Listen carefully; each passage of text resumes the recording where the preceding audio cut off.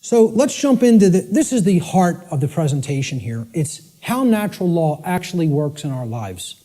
What are its expressions? How can we come to understand how this operates? There are ways of knowing, and they're through these expressions of natural law. So we defined what natural law is. We talked about the underlying principles that it's based upon. Now we are going to talk about how it works in our lives, okay? So we're going to build a chart of the natural law expressions in a moment. What these expressions are the recognizable workings in our life. And they take place through 5 basic expressions. Each of the 5 expressions of natural law have a positive aspect and a negative aspect. So that gives us a total of 10 overall natural law expressions. And we're going to build a chart regarding these expressions. Okay? So here's the expression, and then there's a positive aspect to the expression, and there's a negative aspect to the expression.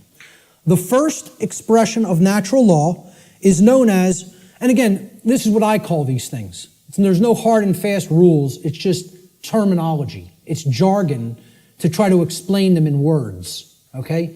These are unseen concepts and laws in reality, in nature, in the nature of the universe. Okay, these are just English word terms that I'm applying to these concepts, okay? So the first principle of natural law I call the generative polarity, or in other words, this is the force or energy that we are using at the base level to start the process of creation, or you could say of co-creation, okay? We're co-creating the reality that we experience with the laws of nature. So you can look at the first first expression of natural law, which is the generative polarity, as the force that we use to set all of the other events which are to come, which are to manifest in our lives, into motion. Or in other words, what we use, the force that we use to generate or create the quality of our experience. That's the generative polarity. The positive expression of the generative polarity is love. Now, this is not what many people think of as love, okay? It's not familial love. It's not relationship love. It's not Hollywood movie variant of love. It's not romance novel variant of love, okay? I call love consciousness. Love is the force which helps us to expand consciousness and become open to truth if we are in it. If we are in that vibratory energy, we become open to truth. All right? So here's what it looks like visually. I try to put a visual aspect to all of these concepts, okay? And people would think I'm going to put 2 people together kissing or hugging or something like that, okay?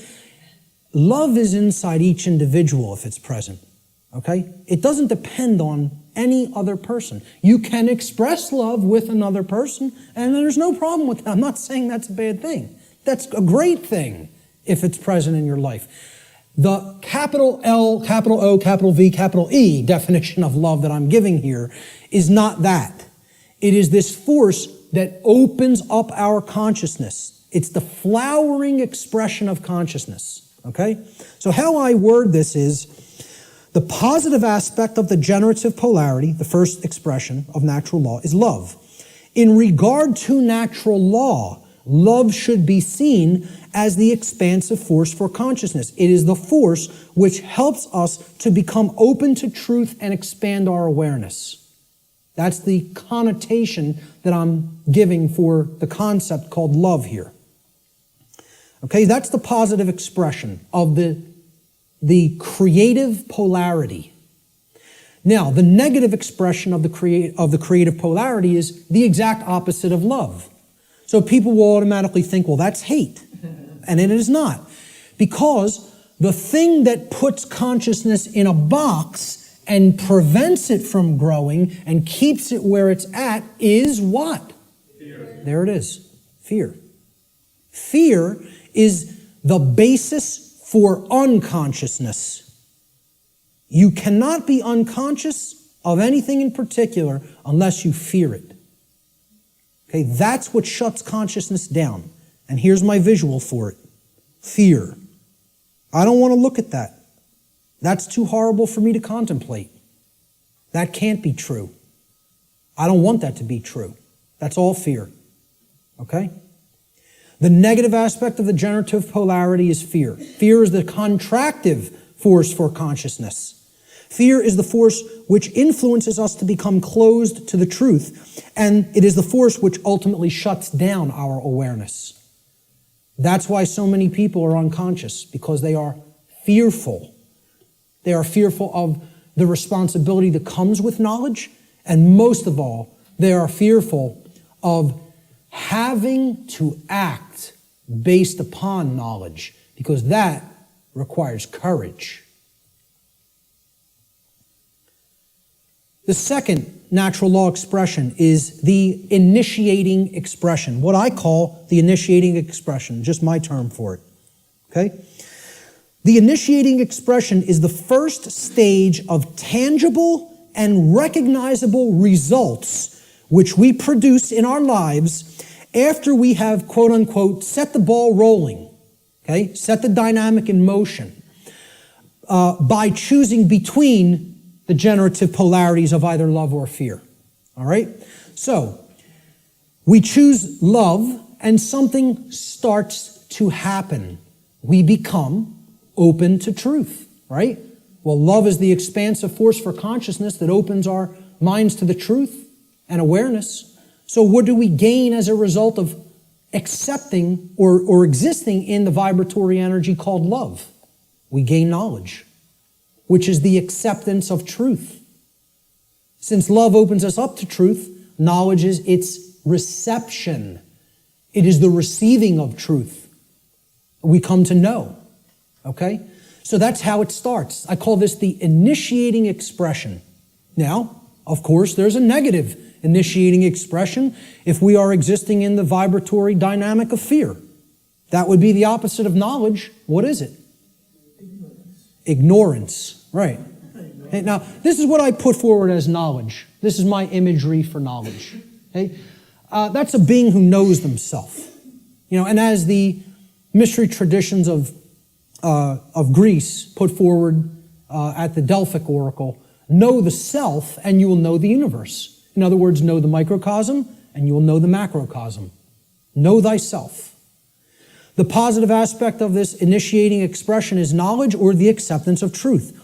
Knowledge positively influences the quality of our lives because it positively influences our decision-making processes that lead to understanding in every area of our lives. You want to know how something works and ultimately create something good? You have to have knowledge. You want to know how a car works? Keep it running in good order, you have to have knowledge. You want to know how a computer works? Keep it running in good order, you have to have knowledge. You want to know how the human psyche works and keep it running in good order so that conditions on earth manifest the way you want them to manifest? You got to have knowledge. Not getting out of this condition without learning. Learning is the key, it's the answer. Knowledge is the answer. And people don't want to hear that. They don't want to hear it. They want to think we're magically going to manifest the desired conditions that we say we want without learning a thing. It doesn't work that way. So again, the negative initiating expression is ignorance. Ignorance is the refusal of truth. It is the refusal to gain knowledge. Okay? Because we are in fear. So here's what I put as the image for ignorance. You know, the population that is hypnotized, that wants to keep paying attention to nonsense and trivialities, feed themselves tons of GMO food that is crap for the physiology, you know. Pay attention to distraction, entertainment, mainstream news and media, you know. It's all there to just shut the consciousness down and keep people in a depressed psychological state and keep them in a state of psychological infancy. The negative aspect of the initiating expression of natural law is ignorance, or the refusal of truth. Ignorance negatively influences the quality of our lives because it negatively influences these decision-making processes that lead to understanding in every area of our lives. If you're ignorant about how anything works, you can't create the desired condition. It's just not possible.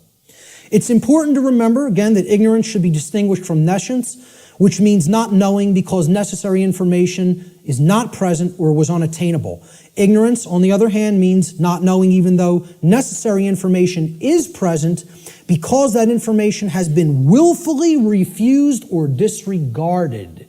And again, to keep us in ignorance, they don't need to hide the information anymore because it's not hidden anymore. It's out. And once again, it's available at your fingertips for free if you have the desire to take it in.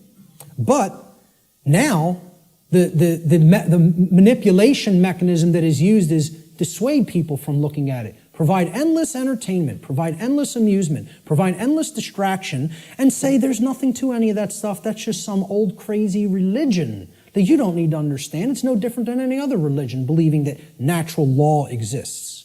Okay? That's what people will insist on telling you.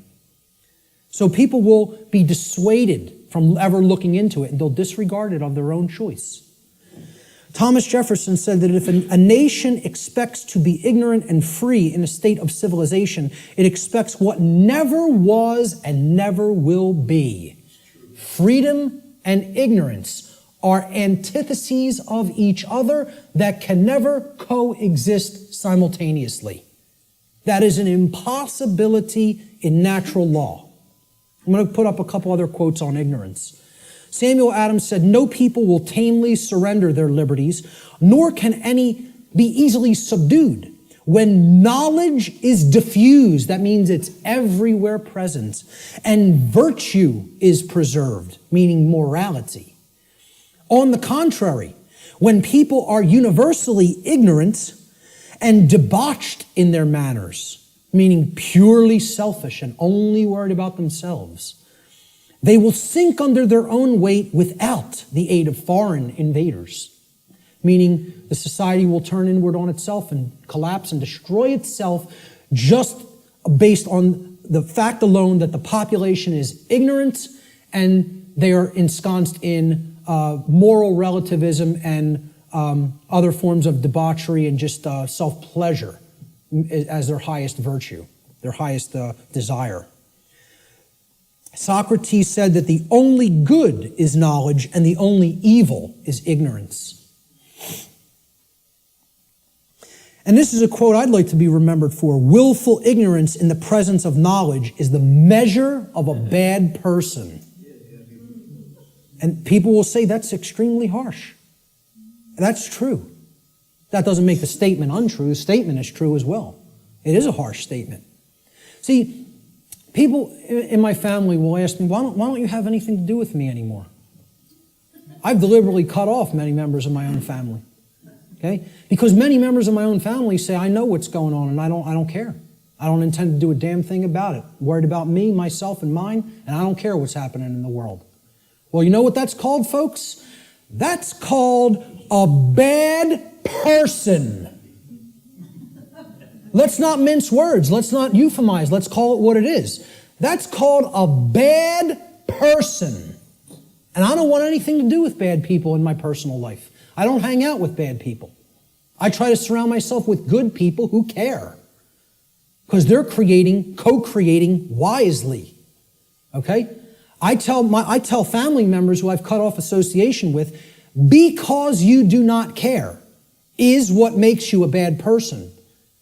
I don't want anything to do with you until you start caring about what's going on in the world. Then we could talk again. And I'll welcome you back with open arms and forgive you. But not until.